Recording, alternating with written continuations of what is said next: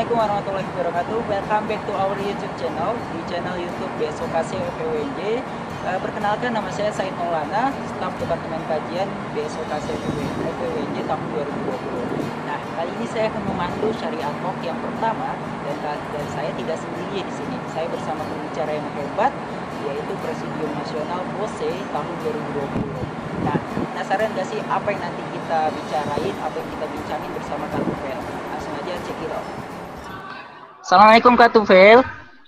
Ya, waalaikumsalam warahmatullahi wabarakatuh. Mana kabarnya Kak Tufel? Alhamdulillah, sehat-sehat, khair, alhamdulillah. Masya Allah, Masya Allah. Alhamdulillah ya Kak. Kayaknya mukanya segera nih Kak semenjak jadi Presnas. Ya, antara seger atau menutupi beban ini. Oke Kak, kita berada di Syariah Talk nih Kak. Obrolan ringan yang berfaedah, kita ngobrolin terkait tentang ekonomi syariah yang kekinian, yang dengan tema ekonomi syariah landing on you. Gitu. Kali ini langsung aja ya Kak, kita pertanyaannya, apa sih menurut Kakak definisi X-Share itu sendiri, menurut Kak Tufel itu sendiri apa? Oke, bagi saya ekonomi syariah itu adalah the way of life. Jadi adalah jalan hidup, ya. Suatu sistem hidup bukan lagi suatu pilihan. Artinya kita memilih nih mau pakai sistem ekonomi yang mana, tapi itu sudah merupakan gaya hidup, jalan hidup kita sebagai umat Muslim. Ya, karena Allah telah menurunkan ya suatu sistem hidup, ya, termasuk juga ayat Al-Qur'an, ayat terpanjang Al-Baqarah 282 itu mengenai tentang ekonomi.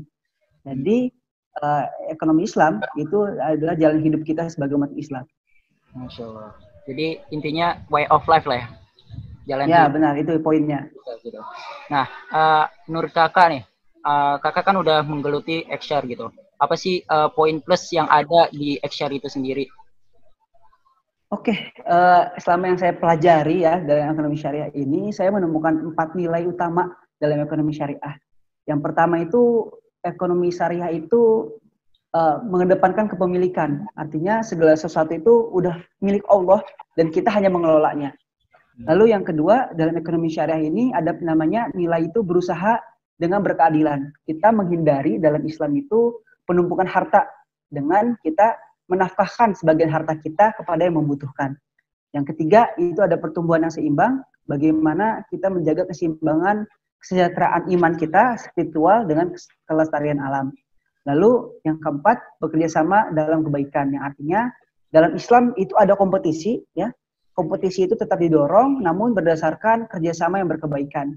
Dan yang terakhir, yang nilai plus lagi dari ekonomi Islam adalah sifatnya universal, artinya menyeluruh.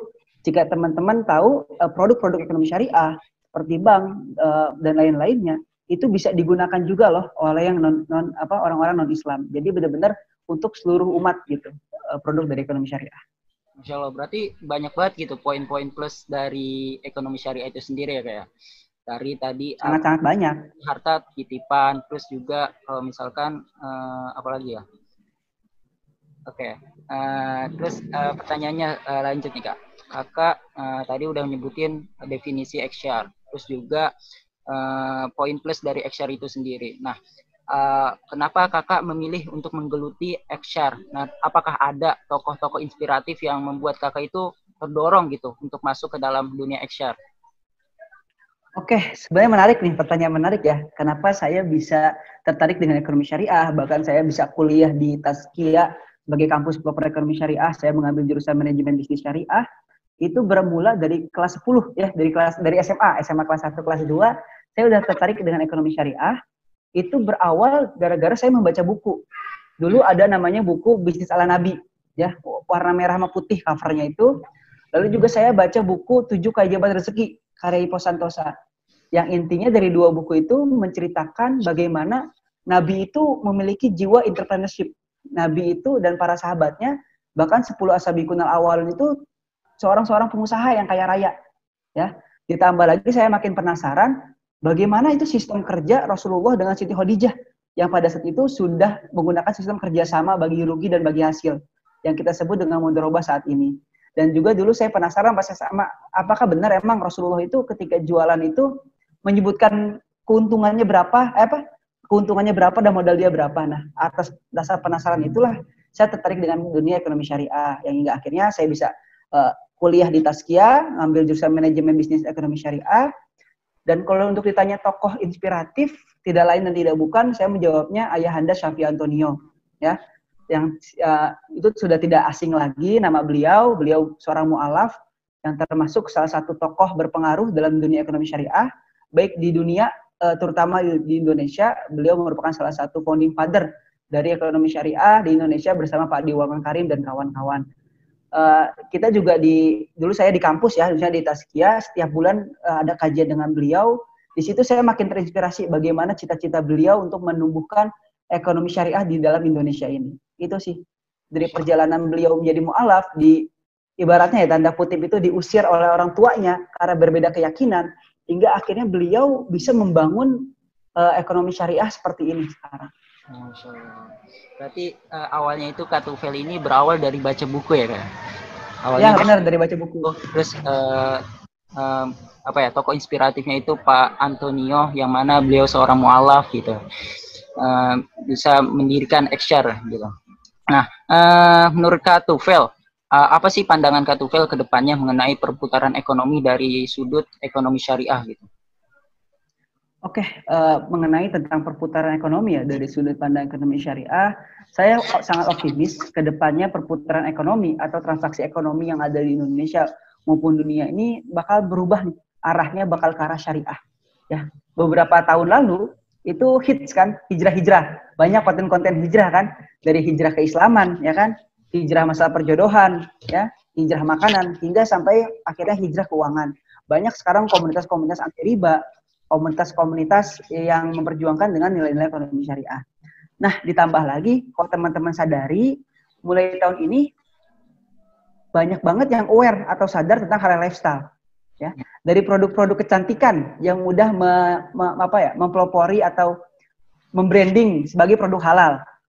Bahkan yang saya tidak habis pikir itu sampai ke parfum, ya, parfum sampai parfum baju itu mengedepankan nilai-nilai halalnya dalam promosi-promosi mereka. Artinya di sini udah mulai beralih nih, orang-orang ini udah mulai banyak hijrah ya ke arah-arah yang halal lifestyle. Jadi menjadikan halal lifestyle itu sebagai acuan. Seperti itu sih. Perputarannya ditambah lagi ya teman-teman, selain tadi halal lifestyle, terus orang-orang banyak aware makanan halal, mau ada sertifikasi. Ditambah lagi di pemerintahan sekarang ini udah ada KNEKS ya, Komite Nasional Keuangan Ekonomi Syariah, yang dimana itu strategis juga ntar buat ke pemerintahan pengembangan ekonomi syariah. Ditambah yang terakhir itu ada rancangan RUU ekonomi syariah. Nah, ketika rancangan RUU-nya sudah ada, terus masyarakat sadar akan halal lifestyle, ditambah lagi yang terakhir itu mau ada syariah tower yang sedang dibangun. Nah, ini perputarannya bakal lebih ke arah ekonomi syariah ke depannya. Berarti potensi ekonomi syariah di Indonesia itu udah lumayan lah ya. Udah ada ya gambaran lah. Nah, dari Kak Tufel sendiri, hal apa yang paling berkesan selama mendalami ekonomi syariah? Oke, hal yang paling berkesan selama mempelajari ekonomi syariah itu di pembelajarannya. Jadi semakin saya belajar ekonomi syariah, saya makin merasa bodoh. Dalam artian saya makin merasa takjub bahwasanya ternyata Allah itu benar-benar menciptakan dunia ini dengan sempurna. Jadi tidak hanya mengurusi peribadatan, tapi Allah juga mengurusi perekonomian, ya. Seperti adanya zakat, infak dan sedekah, yang dimana itu ternyata untuk menopang perekonomian, yang agar tidak ada lagi orang yang kelaparan. Buktinya kan sudah bisa terlaksana di zaman Umar bin Abdul Aziz kan, tidak ada lagi orang yang kelaparan. Bahkan untuk bayar zakat pun ke siapa aja sampai kebingungan. Ya, artinya semakin saya belajar ekonomi syariah dengan menteladani kisah-kisah zaman Rasul dan para sahabatnya, di situ saya makin merasa tersengang bahwa wah, kita harus menerapkan ekonomi syariah ini bisa kembali berjaya dan dunia ini bisa kembali seimbang, tidak ada lagi krisis-krisis. Nah gitu, Masya Allah. Berarti kalau misalkan hal yang paling berkesan itu menurut Kak Tufel itu adalah mempelajari ekonomi syariah itu sendiri. Nah, terkadang kan kita ketika lagi belajar atau lagi berorganisasi, terkadang ada orang-orang yang nggak sepemikiran sama kita ya Kak. Nah, menurut Kakak, gimana sih Kakak menanggapi hal tersebut gitu terhadap orang-orang yang nggak sepemikiran sama Kakak? Oke, nah ini menarik nih. Kita ngebahas tentang orang-orang yang tidak sepemikiran. Kita nggak usah bahas ekonomi syariah dulu deh. Dalam Islam aja kan ada 4 mazhab ya. Iya benar. Ya kan, misalnya mazhab aja ada banyak, ada Syafi'i, Hambali dan lain-lain. Nah, begitupun di ekonomi Islam, apalagi ekonomi Islam ini kan sifatnya cabang ya, jadi kan syariah ya, bagian dari syariat yang dimana bahwasanya perbedaan pendapat dalam ekonomi syariah itu wajar. Cuman bagaimana saya pribadi menyikapi, ya, saya pribadi menyikapi pertama saya dengan diskusi terlebih dahulu sih, terutama kalau ada teman yang berbeda pendapat, saya coba diskusi, saya coba tangkap dia itu ngambil dasar dari mana, dari fatwa apa, ya kan, pendapat siapa. Jadi ketika saya udah menemukan dia berdasar, oke, dan ternyata berbeda pendapatnya dengan saya, ya udah, karena ini misalkan hal-hal yang furu atau hal-hal yang cabang, ya tidak merubah esensi kita sebagai Islam dan tidak merubah nilai-nilai ekonomi syariah, ya kita tetap jalan berdasarkan masing-masing gitu. Tapi yang penting dari diskusi kita paham intinya apa ya, jalankan masing-masing, amalkan masing-masing intinya, jangan sampai perbedaan pendapat menghalangkan kita untuk beramal. Yang lebih parah itu kita yang nggak beramal. Lebih baik kita berdebat tapi beramal daripada nggak berdebat tapi nggak beramal. Itu parah banget sih. Nah, intinya proporsional ya Kak dalam menanggapi perbedaan pendapat gitu ya. Ya, benar. Nah, pertanyaan selanjutnya nih Kak, pesan-pesan untuk orang yang tertarik terhadap X-Share, apa sih yang harus diketahui terlebih dahulu, ataukah ribanya, atau dalam hal syariatnya, atau gimana gitu Kak? Oke, sebenarnya ada 2 poin ya. Kalau buat teman-teman semua nih, sahabat-sahabat di sini, kawan-kawan, para netizen, ingin mempelajari ekonomi syariah, saya ada 2 saran ya yang harus dipelajari. Pertama itu mengenai tentang nilai, prinsip, dan manfaat ekonomi Islam. Jadi bagaimana sih nilai-nilai ekonomi Islam yang tadi saya sebutkan 4 tadi kan, ada juga ntar prinsip ekonomi syariah dan manfaat-manfaatnya. Karena ketika kita mempelajari hal-hal yang fundamental dalam ekonomi Islam, itu kita akan melek, oh ternyata ekonomi syariah tuh seadil ini loh, oh ternyata ekonomi syariah itu sesolutif ini. Nah itu yang harus dipelajarin. Yang kedua itu adalah masalah muamalah teman-teman. Karena hukum asal dalam berekonomi adalah boleh, kecuali ada dalil yang melarangnya, maka yang harus kita pelajari adalah pagar-pagar dalam bertransaksi muamalah. Ya, hal-hal apa aja yang dilarang nih. Ketika kita sudah tahu hal-hal yang dilarang, maka kita bebas melakukan apapun inovasinya selama tidak melanggar. Jadi 2 poin tadi ya. Pertama, kita belajar dasar ekonomi syariahnya, ya, dari manfaat, fundamental, sama nilai. Yang kedua itu dari segi muamalah, hal-hal apa yang dilarang, sehingga kita bisa fokus berinovasi. Seperti itu. Masya Allah, Masya Allah. Semakin seru nih Kak, semakin mengerucut. Menurut Kakak, apa hal yang pertama kali harus dibenahi di Indonesia agar pertumbuhan X-Share bisa tumbuh secara maksimal? Oke, apa yang harus dibenahi dari Indonesia ya? Sebenarnya di sini ada 2 poin yang saya coba saya simpulkan. Yang pertama mengenai sumber daya manusia, teman-teman, dari SDM-nya, artinya dari kita sendiri. Kenapa sih dari SDM? Ini tercermin dari data literasi, teman-teman. Jadi ujung-ujungnya SDM dan literasi keuangan ekonomi syariah. Dari data survei dari OJK, literasi keuangan syariah Indonesia ini masih rendah, masih 8,9%. Sedangkan yang konvensional itu udah 21,9%. Beda jauh kan? Artinya di sini dari segi pemahaman, dari segi melek orangnya aja susah gitu. Nah ini sebenarnya dari segi literasi dan sumber daya yang harus kita tingkatkan ya. Nah makanya dengan ada Syariah Talk ini, ya harapkan kedepannya makin banyak masyarakat, mahasiswa-mahasiswa milenial yang paham lagi mengenai ekonomi syariah. Gak usah paham dulu deh, yang penting dia melek dan sadar dengan ekonomi syariah. Sama ada tambahan terakhir nih, ini yang kata-kata yang sering diucapkan oleh Ayahanda Syafi'i Antonio. Kalau kata beliau di Indonesia ini problemnya cuma 2. Yang pertama, orang kaya yang kurang soleh. Yang kedua, orang soleh yang kurang kaya. Dapat kan maksudnya? Orang kayanya kurang soleh, orang solehnya kurang kaya. Nah, gimana caranya kita sebagai ekonom robani, kita bisa kaya tapi juga soleh. Artinya ketika kita kaya soleh, kita punya pengaruh, tapi juga kita membawa pengaruh itu pada kebaikan. Seperti itu. Intinya kaya soleh ya. Ya, benar. Intinya kita harus kaya dan soleh. Nah terus gimana cerita Kak Tufel sampai akhirnya bisa menjadi punggawa yang mendalami ekonomi syariah, bahkan sekarang menjadi PLT Presnas POSE 2020 gitu Kak? Oke, sebenarnya bagaimana saya bisa menjadi PLT Presnas ini, itu ceritanya cukup panjang ya. Mungkin saya cerita dulu mengapa saya bisa memilih KASI dan FOSE dulu kali ya. Ya, saya mulai dari cerita itu ya. Jadi kenapa saya bisa memilih KASI dan FOSE, itu berawal ketika saya masuk kuliah. Di Taskia, di kampus saya ini ada tiga organisasi besar ya. Ada tiga organisasi besar yang saya lirik. Yang pertama BEM, ya, Badan Eksekutif Mahasiswa. Teman-teman tahu kan seperti apa itu BEM. Terus juga LDK, ya kan. Dan juga yang ketiga ini ada KSE, Kelompok Studi Ekonomi Syariah. Yang ini baru saya temukan di kampus nih, di selama kampus. Karena di SMA itu nggak ada kebayang seperti KSE itu seperti apa. Nah, akhirnya kenapa saya jatuh hati kepada KSE dibanding dua organisasi lain yang tadi? Karena ada dua pertimbangan. Saya ini ingin mempelajari ekonomi syariah, ya, tapi saya juga ingin soft skill organisasi saya juga meningkat. Nah, ternyata pas saya coba ulik-ulik lebih dalam, di KSE ini punya keseimbangan. Jadi dari segi ilmu ekonomi syariah saya dapat, tapi juga dari soft skill saya berorganisasi, bagaimana lobbying, managing people, itu juga saya dapat di KSE ini. Jadi itu alasan saya kenapa memilih dari KSE daripada dua organisasi lainnya. Lalu kenapa saya memilih FOSE? Karena ketika saya di KSE, saya terbuka pikirannya, ternyata kita ini nggak sendirian gitu. Teman-teman di kelompok studi ekonomi Islam ini nggak sendirian.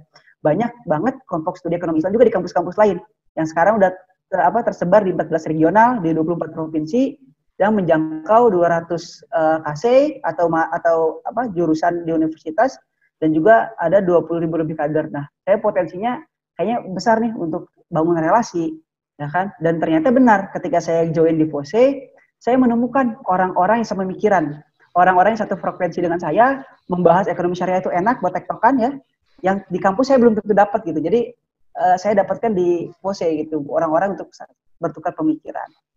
Nah, lalu lanjut ke pertanyaan tadi yang utama ya, kenapa saya bisa menjadi punggawa di PLT Presnas. Jadi ketika saya udah gabung di FOSE, di KSE, pada saat itu saya anggota biasa di di Research and Development atau keilmuannya lah ibaratnya.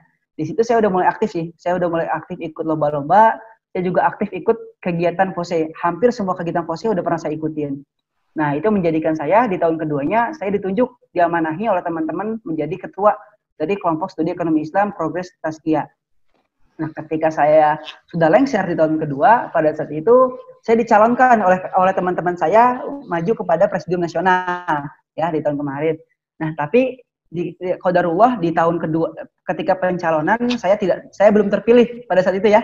Saya tidak terpilih karena teman-teman saya yang lainnya itu lebih masya Allah daripada saya dan lebih berkualitas daripada saya. Jadi saya pada saat itu tidak terpilih.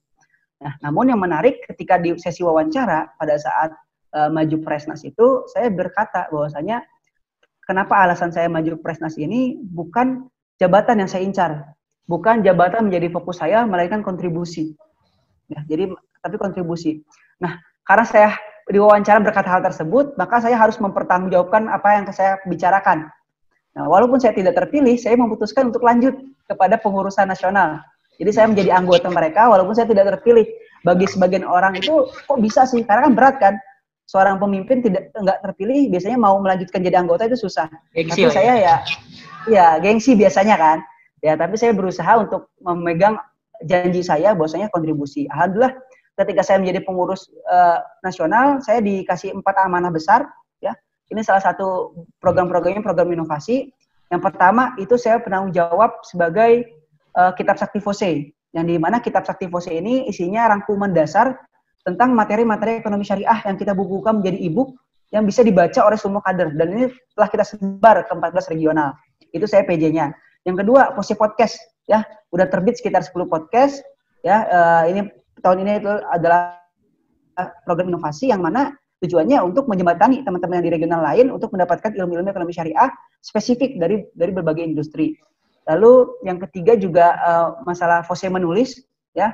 Lomba FOSE menulis saya juga menjadi PJ, dan yang keempat itu FOSE membaca juga saya menjadikan PJ, dan juga ada grup ekonomi syariah. Seperti itu sih. Akhirnya kan dilanjut tuh ibaratnya saya memegang itu dan tugas-tugasnya selesai. Nah, bulan lalu ada salah satu Prestas yang mengundurkan diri, ya kan. Nah, ketika ada Prestas yang mengundurkan diri, terus dibentuklah Munaslup, Musyawarah Nasional Luar Biasa. Ketika Musyawarah Nasional Luar Biasa, pada saat itu ya saya diajukan kembali gitu, karena tugas-tugas saya juga selesai ya sebenarnya sebagai Bapernas, saya diajukan kembali, dan di sana sebenarnya saya bingung teman-teman awalnya ya. Saya bingung saya tidak mempresentasikan visi misi saya ke depannya, enggak. Saya tidak mempresentasikan visi misi saya. Saya hanya bercerita perjalanan saya dari awal KC, terus gagal jadi Presnas, saya tetap kontribusi. Jadi itu yang saya ceritakan ketika presentasi di Munaslup itu. Dan qadarullah, ya saya terpilih menjadi PLT Presnas sekarang. Masya Allah. Kak, apa sih, kan sekarang lagi pandemi nih Kak. Apa pandangan Kakak terhadap KC dan FOSE di masa pandemi kayak gini? Oke, kan sekarang lagi pandemi ya, udah dari bulan Maret ya, Februari Maret lah ya, Februari Maret sampai sekarang bulan September, udah cukup lama pandemi. Pandangan saya mengalami pandemi ketika menjadi Bapernas dan juga menjadi Presnas. Yang saya lihat dari KC maupun FOSE, pandemi ini bukan hambatan. Pandemi ini bukan halangan ya. Walaupun secara data memang 60% program kita berubah, yang tadi offline menjadi online ya, 60% program kita menjadi offline jadi online seperti itu. Tapi yang saya lihat justru ketika ada pandemi gini, dengan adanya internet sekarang di dunia digital, justru lebih bagus dalam hal jangkauan. Kita lebih bisa menjangkau kader-kader kita di daerah ya. Yang dampaknya apa? Lebih bagus secara pemenuhan keilmuan atau pemenuhan pemerataan keilmuan materi-materi tentang ekonomi syariah. Itu yang lebih saya lihat nih. Jadi ibaratnya yang biasanya ya acara-acara besar tentang keilmuan, seminar-seminar kan offline. Itu berpusat di Jakarta. Tapi kali ini seminar-seminar seperti itu bisa kita akses bersama-sama melalui aplikasi Zoom, Google Meet dan lain-lain. Dan itu yang saya lihat justru lebih banyak pesertanya itu dari kader-kader di luar Pulau Jawa. Berarti mereka ini benar-benar antusias, cuman kemarin belum bisa terwadahi. Alhamdulillah dengan adanya pandemi gini, saya lihat ya mereka bisa terwadahi. Lalu dari KC juga, saya lihat juga bukan halangan. Dari banyak KC juga yang mereka event tahunnya tetap berjalan kok. Ya, event-event tahunan besarnya tetap berjalan, lomba-lomba tetap berjalan. Bahkan mereka bisa menghadirkan pembicara-pembicara yang luar biasa walaupun di pandemi. Jadi pandemi itu bukan halangan, melakukan kesempatan. Nah, Kakak sekarang berjuang di FOSE sebagai Presnas di kelembagaan. Nah, strategi apa sih yang buat Kakak membantu para KC itu untuk lebih survive lagi di masa pandemi gini? Apalagi kan Senin kabarnya akan ada PSBB lebih ketat lagi, Kak. Nah, apa strategi Kakak gitu untuk para KC? Oke, strategi kami di FOSE untuk para KC ada dua. Yang pertama itu pendampingan. Jadi kita melakukan pendampingan rutin pada KC karena secara umum FOSE di nasional ini mendampingi regional yang akan mendampingi KC-nya. Seperti contoh di regional Jabodetabek itu ada rutin pendampingan KC. Jadi setiap di pandemi ini melalui di setiap akhir pekan sore-sore itu koordinator regional beserta jajarannya melakukan meeting virtual bersama KC untuk menanyakan kabar mereka seperti apa, kondisi mereka bagaimana. Nah, pendampingan itu yang kami lakukan untuk pendekatan kepada KC menanyakan kondisinya. Nah, lalu yang kedua, selain dari ada pendampingan juga, minggu depan juga ada pendampingan, ada salah satu KC baru di Jabodetabek, itu kita mendampingi secara Zoom virtual kepada kampusnya. Jadi kampus itu kita berusaha meyakinkan kepada kampusnya bahwasanya akan ada KC di universitas tersebut. Dan yang kedua itu adalah yang kita lakukan penyediaan platform untuk belajar, penyediaan platform untuk kajian, penyediaan platform untuk kaderisasi. Untuk Zoom meeting, FOSE kita udah berlangganan kepada kader-kader kita, anggota-anggota kita yang ingin yang ingin memakai, silakan. Kita udah sediakan SOP-nya. Untuk pembicara kita sudah menyediakan link-linknya, ada list-list nama pembicara dengan nomor-nomornya. Lalu untuk materi-materi sudah ada Kitab Sakti FOSE, sudah ada FOSE Podcast, dan juga YouTube kita sudah mulai aktif. Jadi platform-platform inilah yang kita gunakan biar tinggal bagaimana KC-nya ini berkreativitas gitu untuk memanfaatkan platform-platform yang telah kita sediakan. Seperti itu. Masya Allah. Tadi udah gitu, lebih survive lagi di masa pandemi. Nah, menurut Kakak apa sih yang kurang gitu dari FOSE dan KC, dan apa kelebihan dari organisasi ini dibandingkan dengan organisasi lainnya? Oke, kalau kita bicara kekurangan dibandingkan organisasi besar lainnya, ya teman-teman, kan kita tahu ada organisasi besar itu ada FSLDK, ada BMSI, BEM Nusantara ya kan, itu organisasi besar lah ya. Nah, yang jadi kelemahan dari kita ini baru tersebar di 24 provinsi yang kita ringkas menjadi 14 regional. Ya. Jadi ya itu masih jadi kekurangan kita sih, walaupun sudah ada dari Aceh sampai Papua, tapi belum bisa menjangkau semua provinsi atau semua kabupaten-kabupaten ya. Harapannya ke depannya mungkin kita bisa lebih ekspansif lagi, lebih banyak kasih-kasih baru lagi di berbagai provinsi ataupun kota yang belum ada. Nah, apa sih kelebihan-kelebihan dari FOSE ini? Yang pertama, kita ini organisasi terbuka. Yang dalam artiannya kita terbuka untuk siapapun. Banyak loh kasai-kasai kelompok studi ekonomi Islam yang bukan dari Universitas Islam, yang nggak ada bahkan jurusan ekonomi syariahnya. Jadi walaupun teman-teman dari ilmu ekonomi konvensional itu mau belajar di KSE, mau masuk FOSI itu bisa banget. Bahkan ada banyak kasus prodi ekonomi syariah itu muncul akibat ada KSE sebelumnya. Contohnya di Universitas Budha Dharma, sebelumnya tidak ada prodi ekonomi syariah. Tapi KSE-nya sudah ada terlebih dahulu. Akhirnya baru-baru beberapa tahun belakangan muncullah prodi ekonomi syariah. Nah, lalu yang kedua, poin plus dari kita itu adalah FOSE ini fokus pada gerakan akademis. Ya, gerakannya itu gerakan yang ilmiah akademis, dengan tagline kita jangan lupa ukhuwah, dakwah, dan ilmiah. Jadi kalau teman-teman masuk FOSE, kita ranahnya ranah ilmiah, tidak ada ranah politis. Ya, kalau teman-teman ingin bergabung ke KSE maupun FOSE, terutama di FOSE, ya kita harus siap melepaskan jaket-jaket eksternal kita terlebih dahulu. Ya, karena di sini kita satu visi satu misi, bahwasanya kita akan membumikan ajaran Islam dalam bidang ekonomi. Masya Allah.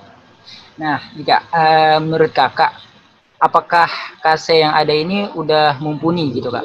Nah, khususnya dari segi keilmuannya terhadap XR itu sendiri.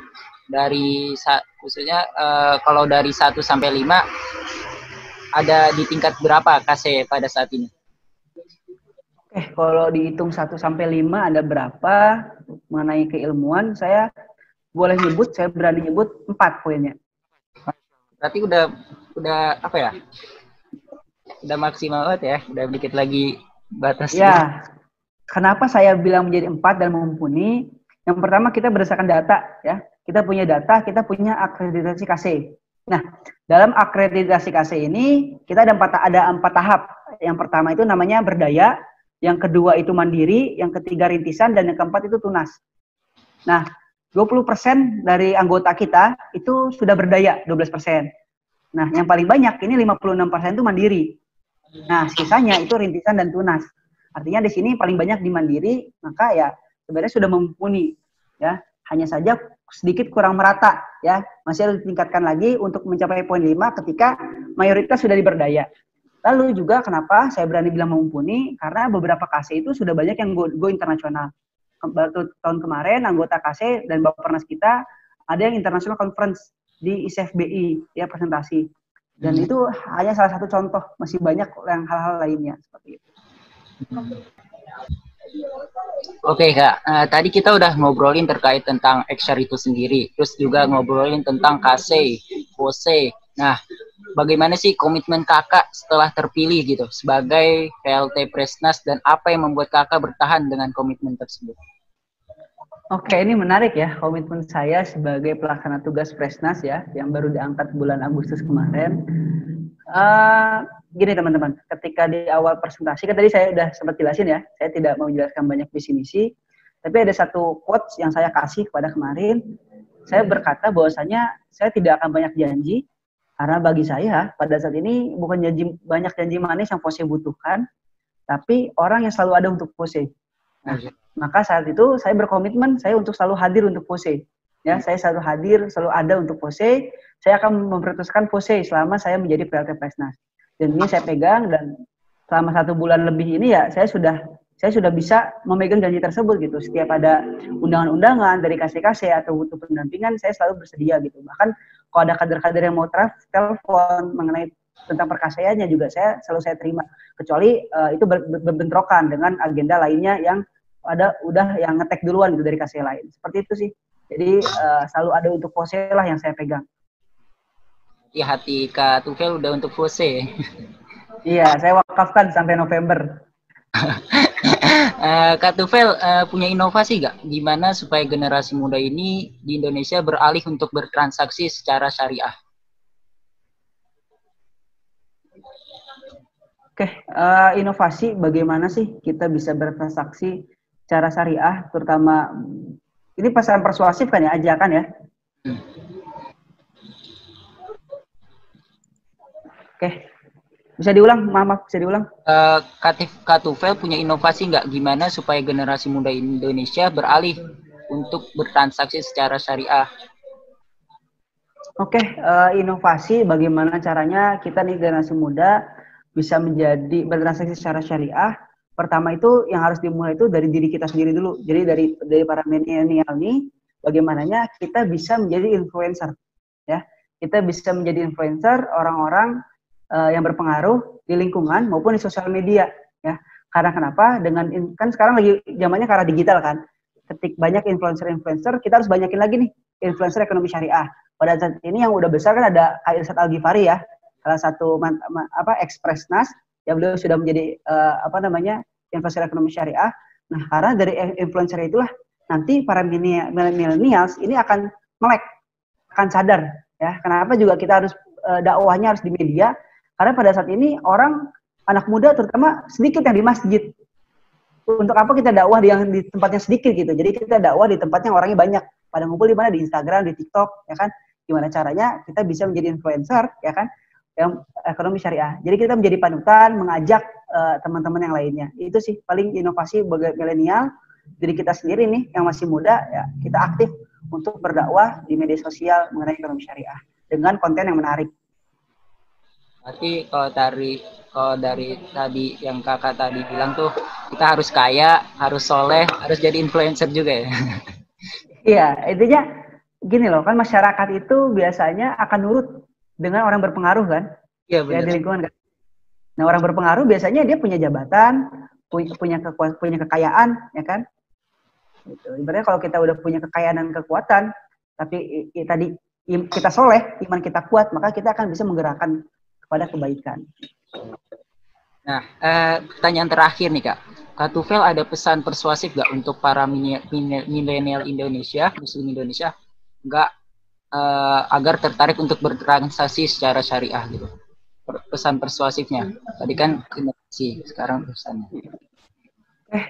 Kepada para netizen semua, kepada teman-teman milenial ya, saya mengajak teman-teman yuk kita bertransaksi ekonomi syariah, yuk kita hijrah finansial, yuk kita berani untuk melakukan sesuatu yang halal. Udah makin mudah nih kita bertransaksi ekonomi syariah. Dari mulai tabungan di bank syariah ya, nah kita nabung di bank syariah itu nggak lagi ada potongan bulanan. Jadi itu untung ya, untung luar biasa. Terus kita udah bisa mulai transaksi saham syariah. Ya, saham syariah ini bisa kita mulai dengan hanya 100.000. Nah, kita bisa juga nabung di reksadana syariah, itu bisa mulai dari 10.000. Jadi udah banyak benar kontemplasi platform-platform yang menyediakan kita untuk investasi syariah agar kita bisa merdeka secara finansial. Yang kedua, buat teman-teman semua, ingat kita ini sebagai milenial, terutama kita mau memiliki label muslim, ya kita memiliki label muslim, di situ ada tanggung jawab lebih. Artinya kalau bukan kita melaksanakan, siapa lagi? Sekarang orang-orang non muslim aja udah berbondong-bondong loh untuk masuk ekonomi syariah. Ya, masa kita yang yang milenial muslim tidak menggunakan produk syariah? Maka kalau bukan umat Islamnya sendiri, lalu siapa lagi? Bisa jadi ntar ekonomi syariah ini dipimpin orang-orang yang non muslim. Seperti itu sih ajakan saya. Yuk mari kita hijrah secara finansial. Masya Allah. Nah gitu teman-teman. Kalau bukan sekarang, kapan lagi? Kalau bukan kita, siapa lagi? Gitu. Oke Kak, kita sekarang masuk ke 3-second question, yang mana nanti saya akan memberikan 2 pilihan pertanyaan. Kakak menjawabnya harus dengan cepat. Gitu. Udah siap belum Kak? Oke. Sudah siap. Jangan deg-degan ya Kak. Pertanyaan pertama, S2 ekonomi konvensional pakai beasiswa di luar negeri atau S2 ekonomi syariah nggak pakai beasiswa di luar negeri? S2 ekonomi syariah dengan biaya sendiri. Mendapat posisi top di perusahaan konvensional atau karyawan biasa di bidang HR? Karyawan biasa di bidang HR. Karir atau nikah? Karir. Karir. Praktisi atau akademisi? Praktisi. Udah selesai Kak? Oh, udah.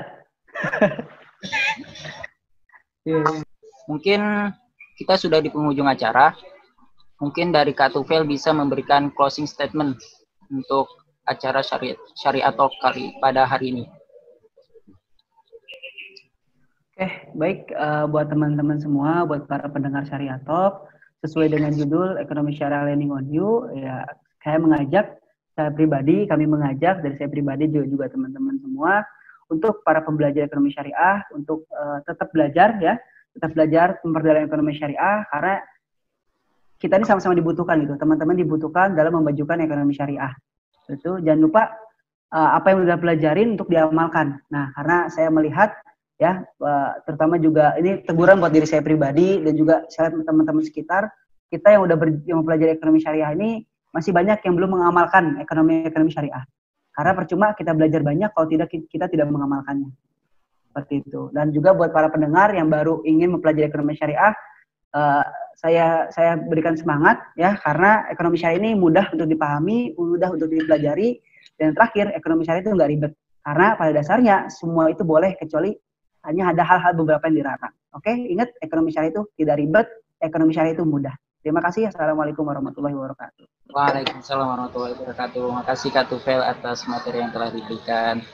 Semoga bisa bermanfaat untuk kita semua dan teman-teman netizen ya. Gimana teman-teman? Seru banget kan perbincangan hari ini?